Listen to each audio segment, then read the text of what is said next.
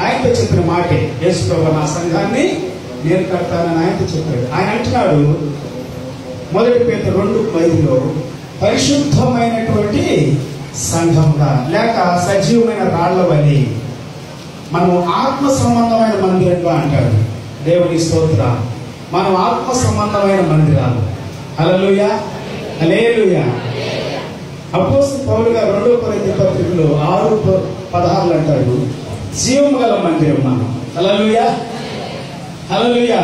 ఏ మందిరాలండి? జీవము గల మందిరం. అదే మాట అంటాడు అపోస్తలుడైన పౌలు గారు ఎఫెసీయులో.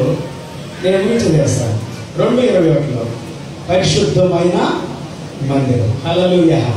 పరిశుద్ధమైన మందిరం, జీవము గల మందిరం, ఇంకా ఆత్మ సంబంధమైన మందిరము. హల్లెలూయా. మనం ఆత్మీయంగా కట్టబడి దేవునికి మహిమ తెచ్చి మరి అనేకమైన సంఘాలు కట్టబడటానికి పాస్టర్ గారికి మనం చేయూతగా ఉండి ఇంకా ముందుకు సాగి వెళ్ళాలని కోరుకుంటూ, మరి పాస్టర్ గారు ఇంత చక్కటి మందిరాన్ని ఈ ప్రాంతంలో, ఈ పల్లిలో, ఈ అమృతపూర్లో, ఈ చివరి మరి ఈ గొల్లపల్లి ఎందుకంటే నా భార్య సమర్పణలు నేను 2-3 సార్లు సువార్త మీటింగ్లో పెట్టాను, గొల్లపల్లిలో పెట్టాను, కొత్తపూడి చాలా సంవత్సరాలు. ఎనీహౌ దేవుని స్తోత్రం. మరి ఇక్కడ సువార్త ప్రకటించే వాళ్ళు కొందరు ఉంటారు, సంఘాలు కట్టేవాళ్ళు కొందరు ఉంటారు. నేను సంఘాలు అందరూ సేవ చేయలేదు, అందరూ సంఘాలు కట్టలేదు. సేవ చేయడం గొప్ప ధన్యత, సంఘాలు కట్టడం గొప్ప ధన్యత. ఇక్కడ ఉన్న సేవకులు అందరూ కూడా గొప్ప ధన్యులు. దేవుని స్తోత్రం. Really it's fact. God has given such a wonderful spirit, commitment, dedication, hard work.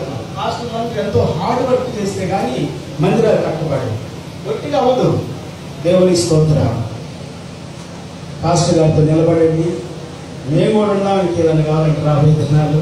ఈ పాస్టర్లు అందరూ ఇక్కడ ఏదో మాటలు చెప్పేసి వెళ్ళిపోతే కాదు, రేపు పాస్టర్ గారికి ఏదైనా అయితే నిలబడతారు. మాటలు చెప్పి వెళ్ళిపోయేవాడు కాదు. దేవుని స్తోత్రం. హల్లెలూయా. నిలబడాలి సేవకులతో, కష్టంలో, బాధలో, దుఃఖంలో, వ్యాకులంలో, నిరుత్సాహంలో, కృంగుబాటుతనంలో. అందుకే దేవుడు మనం పెంచుతుంది. పేతురు పత్రికలో పేతురు ఏమంటాడు? గుణాతిశయాలు ప్రచురణ చేయ నిమిత్తంగా మనము పిలువబడిన వారు, యాజక సమూహము, పరిశుద్ధమైన జనాంగం, గుణాతిశయ ఆయన శ్రేష్టతను, శ్రేష్టమైన దానిని మనము ప్రకటించడానికి, తెలియచేయడానికి పిలువబడ్డా.